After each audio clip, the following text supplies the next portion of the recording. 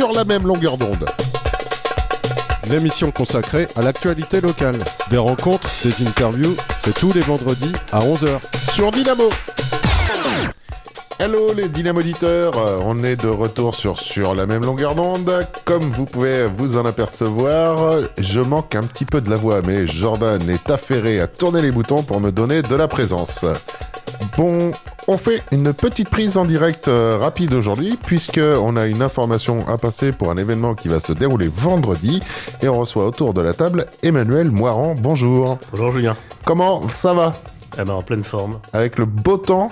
Le beau temps et l'année qui commence bien, oui. On est de retour autour de cette table pour discuter intelligence artificielle. Tu étais déjà venu nous rencontrer et étais déjà venu en interview dans les bureaux de Radio Dynamo autour du sujet, parce que c'est quelque chose qui t'anime, qui te passionne, et t'en as même fait ton métier.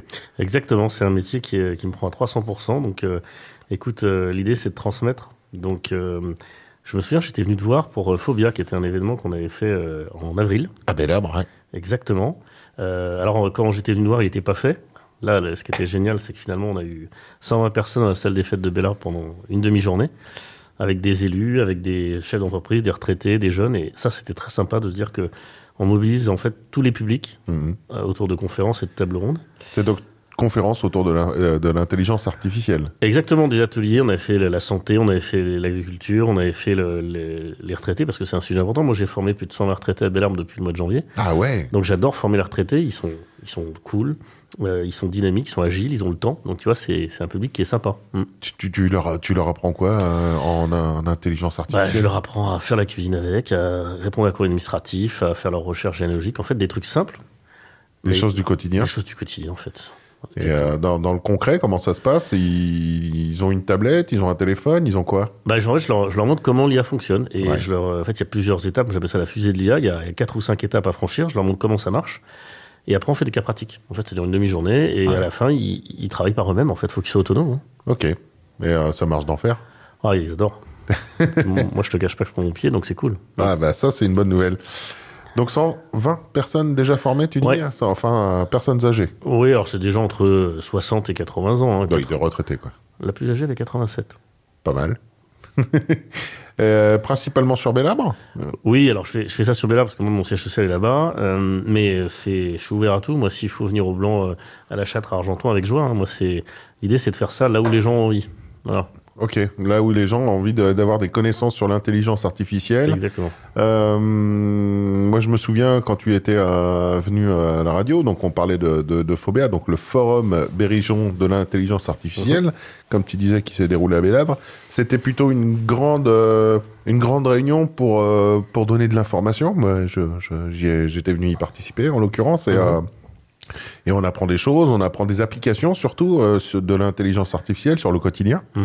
Et qu'est-ce qui va être la poursuite un petit peu de ce premier forum Berrichon ? Est-ce qu'il y a des choses qui vont se mettre en place ? Alors, déjà, on fait une édition l'année prochaine, 27-28 juin 2026. Ah, il y a déjà les dates. Ah ben, il y a déjà les dates parce qu'on veut passer de 100 personnes à 500 personnes, donc c'est une belle ambition. Ah oui. On veut monter un village de l'IA avec une nuit de l'IA pour les jeunes. On veut faire ça sur 2 jours déjà, au lieu de faire ça sur une demi-journée. Faire venir des startups, faire venir des conférenciers d'un peu partout, et surtout des spécialistes de l'IA locaux. Donc si vous t'en connais, moi je suis preneur de travailler avec eux. Ouais. Et l'idée c'est qu'en fait on fasse ce week-end, soit tous les ans, à un moment où on dit l'IA rurale c'est une réalité, et on va être en capacité de le reconduire tous les ans avec des formats différents, avec des thématiques différentes. Ok. Donc voilà, on se lance dans l'édition 2026 depuis quelques semaines. Bon, bonne nouvelle ça. Voilà. Tu vas faire ça sur Bel-Arbre ? Oui, en fait, on fait ça sur Bel-Arbre parce qu'en fait, pour moi, c'est important de dire qu'on fait ça dans un petit village et pas dans une grande métropole. Voilà. Ouais, pas dans une ville, pas Châteauroux, pas se rapprocher, vraiment aller dans la ruralité. Exactement. Et la salle des fêtes, elle a une capacité d'accueil assez importante ou il va falloir sortir des murs ? Il va falloir sortir des murs, on va faire ça un peu hors les murs parce que la salle des fêtes, c'est 150 places. Et comme on veut faire plus, il va falloir qu'on trouve des acteurs. Alors, on a déjà des acteurs qui veulent nous aider, mais ça a avancé. L'Inde aussi, elle est en avance sur l'IA parce qu'avec le data center qui se fait à Châteauroux, on se rend compte qu'elle est à la pointe, quoi, finalement. Ah ouais. D'accord. On est Du coup, aujourd'hui, ensemble, pour parler d'un autre événement. Oui. Un événement qui va se dérouler vendredi à la Poste, au bureau de poste de Bellarme. Exactement. Qu'est-ce qui va se passer? Tout simplement, je vais te donner la parole. Alors, tout simplement, il y a les journées France Service. Donc, dans tout l'Indre, en fait, la France Service va faire des journées où l'URSSAF, Pôle emploi, la CAF, va venir pour se mettre au service des habitants et que les habitants puissent venir parler avec les employés de ces structures pour comprendre un peu les problématiques, etc. Bon, puis nous, il nous restait une petite journée possible, et donc la France nous a dit, mais est-ce que vous avez envie de parler d'IA? Et moi, je leur ai dit, parce que je travaille beaucoup avec DocaPost. Je leur ai dit, moi, je suis d'accord pour monter quelque chose, et donc ce qu'on a fait, c'est qu'on s'est dit, on va prendre 9h-17h, et on va recevoir tous les citoyens qui veulent venir pour parler d'IA, comprendre ce que c'est, et surtout être formés. On va faire des ateliers pratiques pour que les gens commencent à toucher du doigt ce que ça peut faire.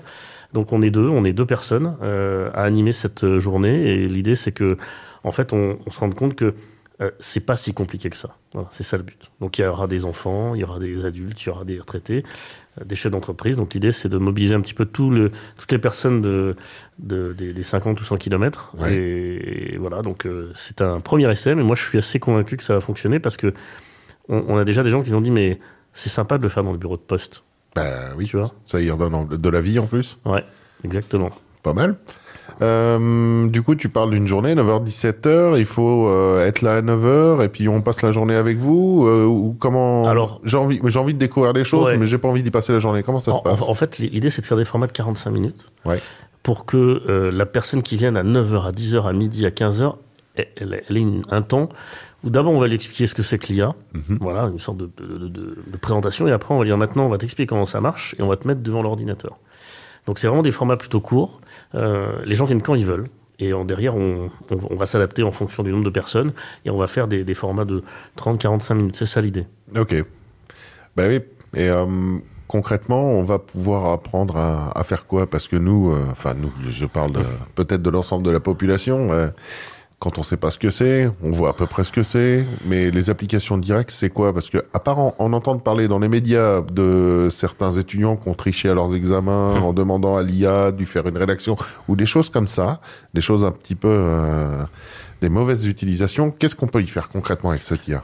Si tu veux, là, ce qu'on va faire, c'est qu'on va apprendre à ceux qui sont là à prompter. Donc, on va leur expliquer comment on parle à l'IA, parce qu'il y a des étapes à suivre. Une fois que tu as compris les étapes, entre poser une question à l'IA et prompter, il y a une vraie différence. C'est-à-dire que tu es capable d'avoir des réponses extrêmement pertinentes parce que tu sais comment on parle à l'IA. C'est une sorte de nouvelle langue qu'on t'apprend. D'accord.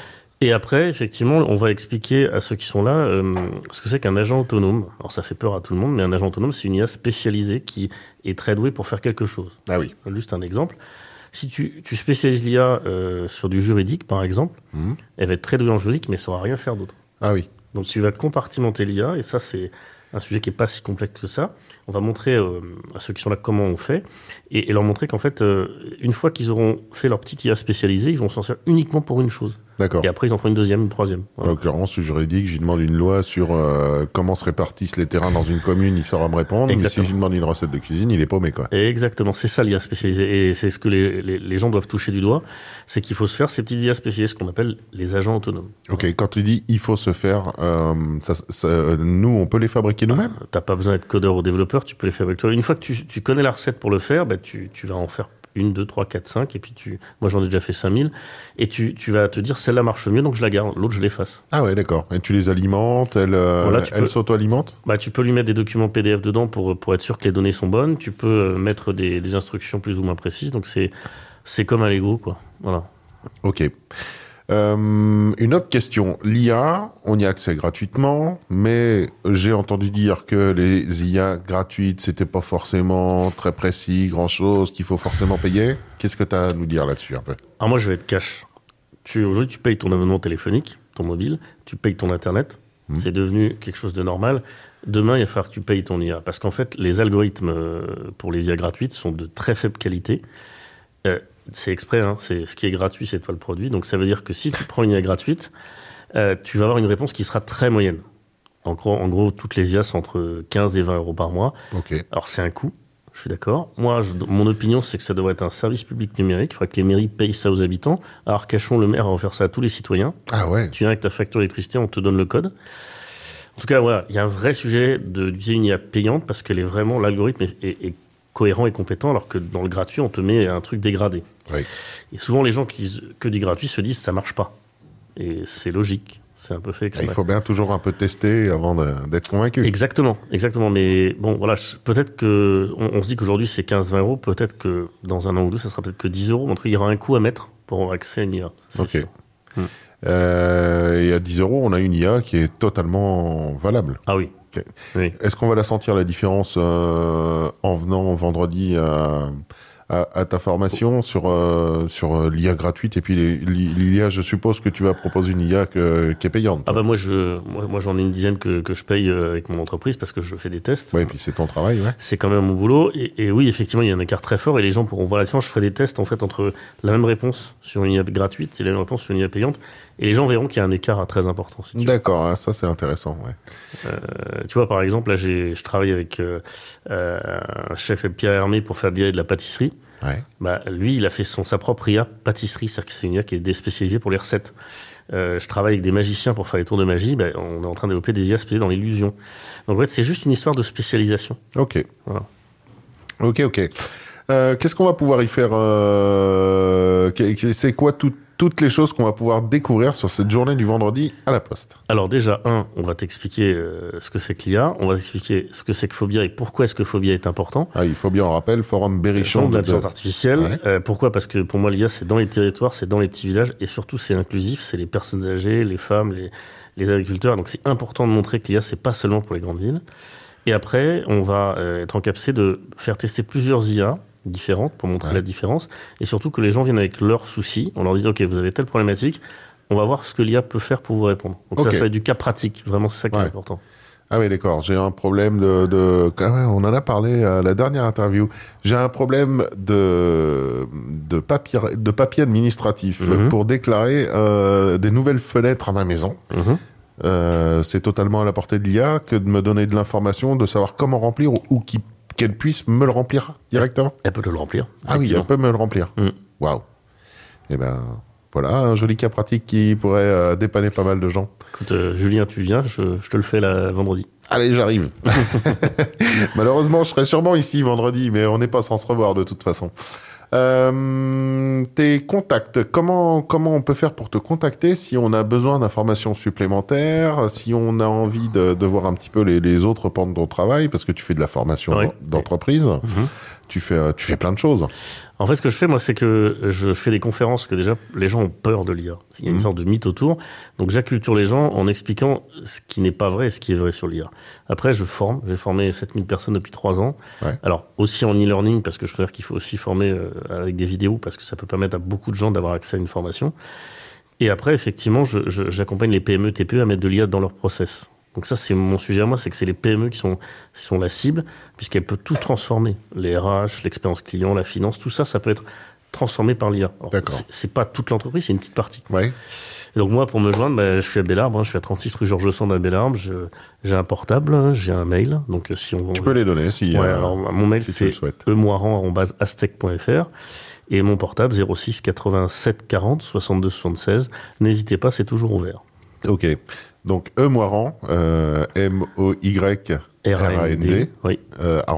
@astec.fr. Ok, c'est ton entreprise Astec, c'est ça? Exactement, voilà. Ok.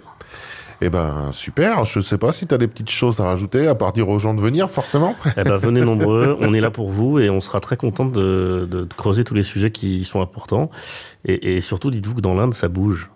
Ça bouge. Ça bouge. Autour de l'IA. Voilà. Comme tu me disais en off tout à l'heure, on est un peu leader en plus sur l'IA dans l'Inde, en France. Enfin, leader, c'est un grand mot, mais... En fait, il y a un sujet, c'est que Google a posé son data center sur 300 hectares à Châteauroux. C'est pas un petit endroit, c'est-à-dire que c'est le plus gros data center de France qui va être là. Donc la mairie de Châteauroux, finalement, a préempté le sujet, et donc on va avoir des belles choses qui vont se passer autour de l'IA dans les mois qui viennent. D'accord. Voilà. Bon, l'Indre, berceau de l'IA de France. Génial comme idée. Merci beaucoup Emmanuel d'être venu nous voir. Donc pour rappel, il y a une journée autour de l'IA qui se déroule ce vendredi 10 octobre au bureau de poste de Bellarbe, en compagnie d'Emmanuel. On vous présente qu'est-ce que c'est que l'intelligence artificielle, on démystifie tout ça et puis on fait des petits ateliers pratiques toute la journée, 9h-17h. Exactement. J'ai tout résumé? C'est parfait. Bon, c'est génial. Merci beaucoup Emmanuel d'être venu nous voir. Merci encore, Julien. Merci Jordan pour la technique. Ça s'est très bien passé. Bah, de rien. On va reprendre la programmation musicale habituelle de Radio Dynamo. Salut les auditeurs. Sur la même longueur d'onde. L'émission consacrée à l'actualité locale. Des rencontres, des interviews, c'est tous les vendredis à 11h. Sur Dynamo.